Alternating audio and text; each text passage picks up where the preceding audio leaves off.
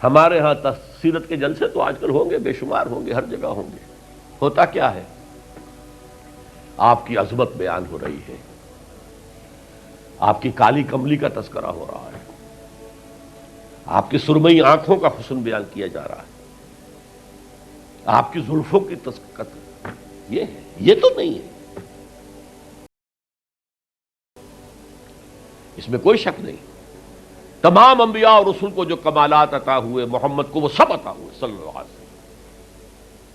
اس نے یوسف دم عیسیٰ ید بیضا داری آنچ خوبہ ہمدارن تو تنہا داری. لیکن حضور فرماتے ہیں تمام نبیوں اور رسولوں نے جو تکالیف برداشت کی، میں نے وہ سب کی سب برداشت کی.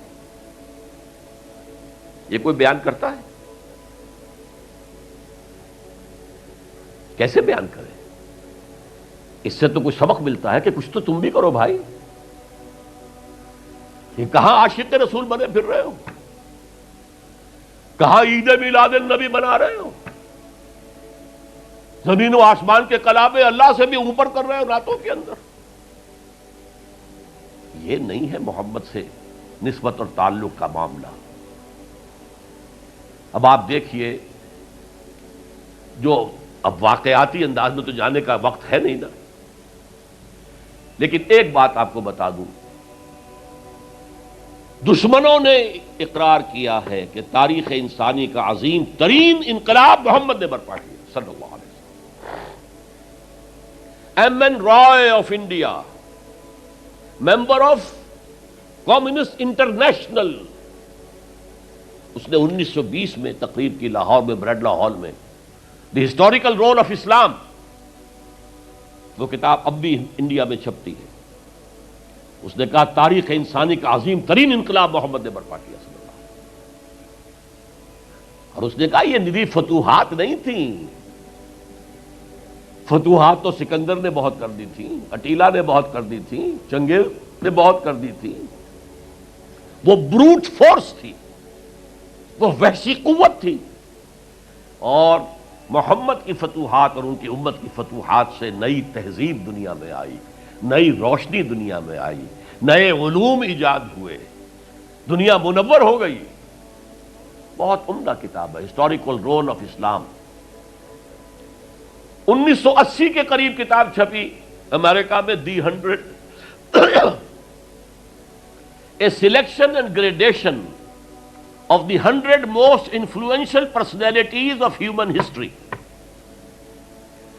تاریخ انسانی کا دھارا بہتا ہے، ہم بھی اس میں بہ رہے ہیں، جدھر بہ رہا ہے ہم بھی بہ رہے ہیں. چلو تم ادھر کو ہوا ہو جدھر کی. کچھ لوگ ایسے ہوتے ہیں کہ جو دھارے کا رخ بدلتے ہیں. بہنے والے تو سب ہیں، لیکن اس دھارے کے رخ کو بدلنے والا کوئی ہوتا ہے. تو ڈاکٹر مائیکل ہارٹ نے پہلے 100 آدمیوں کا انتخاب کر لیا جنہوں نے تاریخ کے دھارے کا رخ موڑا ہے. سلیکشن، پھر گریڈیشن. ان میں سب سے زیادہ جس نے موڑا ہے، جس سے سب سے زیادہ مؤثر ہوا، وہ کون؟ نمبر 1، پھر نمبر 2، پھر نمبر 3، 100 تک چلا گیا. نمبر 1 پر حضور کو لا رہا ہے.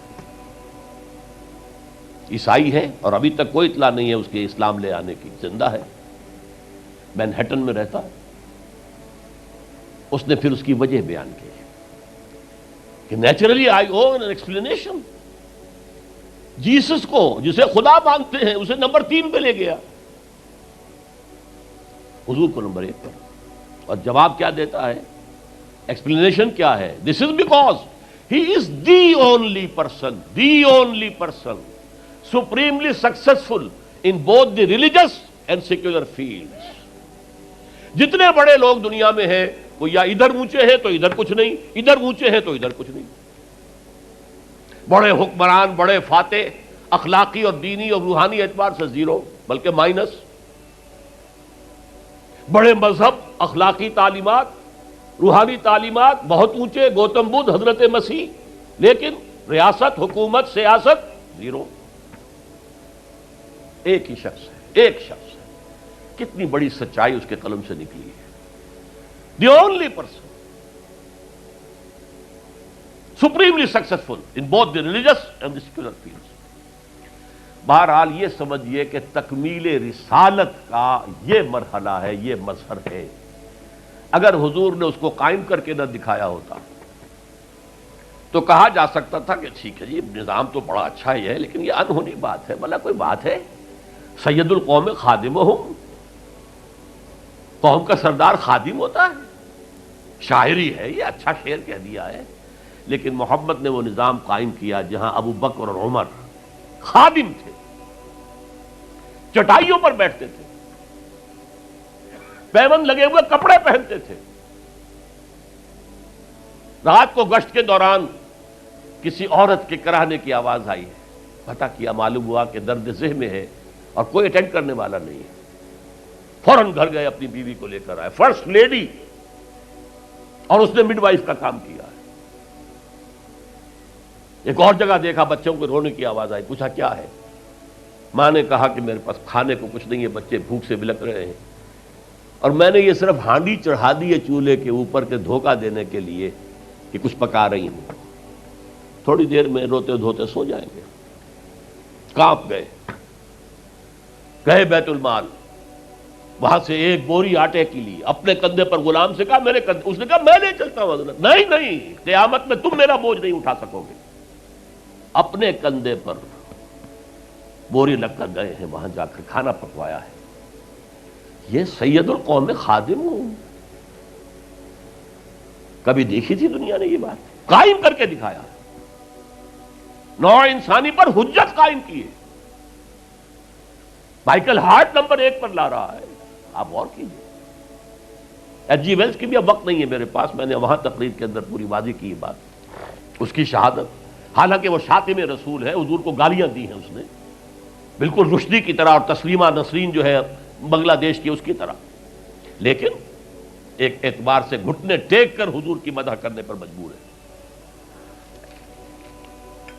تو یہ اصل میں بات تکمیل رسالت ہے، پیش کر دینا، پہنچا دینا، وما علینا الا البلاغ، یہ بھی رسالت کا معاملہ ہے، یہ ابتدائی مرحلہ ہے۔ اس نظام کو قائم کر کے دکھانا، انقلاب برپا کرنا، اس کو چلا کر دکھانا، چاہے وہ 30 برس رہا، لیکن دنیا کا کوئی دوسرا نظام تو ایک دن بھی قائم نہیں ہوا۔ جس ڈیموکریسی کا خواب والٹیئر اور روسو نے دیکھا تھا، ایک دن کے لیے بھی نہیں آئی۔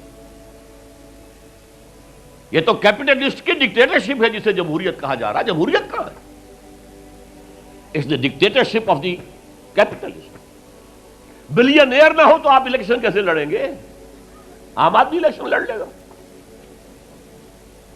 دے میں استبداد جمہوری قوام پائے کو، تو سمجھتا ہے یہ آزادی کی ہے نیلم پری؟ ہم نے خود شاہی کو پہنایا ہے جمہوری لباس، ابلیس کا ایک مشیر کہہ رہا ہے، ہم نے خود شاہی کو پہنایا ہے جمہوری لباس، جب ذرا آدم ہوا ہے خود شناس و خود نگر۔ آدمیوں میں اپنے حقوق کا ذرا احساس، اور یہ احساس محمد نے پیدا کیا صلی اللہ علیہ وسلم۔ اس کے تحت انہوں نے کہا اچھا وہ انسانی حاکمیت ٹنوں کے حساب سے فرعون کے سر پہ رکھی ہوئی تھی، گندگی، اب ہم نے کیا کیا، وہ تولا تولا سب میں بانٹ دو، گندگی تو گندگی رہے گی، نجاست تو نجاست رہے گی۔ انسانی حاکمیت ایک شخص کی ہو، انسانی حاکمیت پوری قوم کی ہو، کفر ہے، شرک ہے۔ بہرحال تکمیل رسالت کا ایک پہلو یہ ہے، اس کی مثال میں آپ کو دے دوں، نام چونکہ پہلے بھی 2 مرتبہ لے چکا ہوں، سقراط کا شاگرد بھی اور شارح بھی، سقراط کی اپنی کوئی کتاب نہیں ہے، وہ معلم تھا بس، اس کا فلسفہ بیان کیا ہے افلاطون نے، اور پلیٹو نے کتاب لکھی دی ریپبلک۔ اب دیکھیے آج سے 2500 سال پرانی کتاب ہو گئی، حضرت عیسیٰ سے 300-400 برس پہلے، کتاب اتنی زوردار ہے آج تک زندہ ہے، ورنہ کتابیں ختم ہو جاتی ہیں، وہ تو کوئی زوردار کتاب ہو تو زندہ رہے گی۔ نقشہ پیش کیا ایسے ہونا چاہیے، نظام حکومت ایسا ہونا چاہیے، فلاں ایسا ہونا چاہیے، فلاں ایسا ہونا چاہیے، لیکن وہ نظام ایک دن کے لیے بھی دنیا میں کہیں قائم نہیں ہوا، لہذا اسے کیا کہیں گے؟ یوٹوپیا ہے، ایک خیالی جنت ہے۔ حضور نے بھی خیالی جنت پیش کر دی ہوتی، قائم کر کے نہ دکھاتے تو وہ حجت نہیں بن سکتی نوع انسانی۔ تکمیل رسالت، نہ حضرت ابراہیم کے ہاتھوں کہیں نظام قائم ہوا، حالانکہ ابو الانبیاء، خلیل اللہ، امام الناس، انی جاعلک للناس اماما واتخذ اللہ ابراہیم خلیلا، نظام تو نہیں بنا، نہ موسیٰ کے ہاتھوں نہ عیسیٰ کے ہاتھوں علیہ الصلوۃ والسلام۔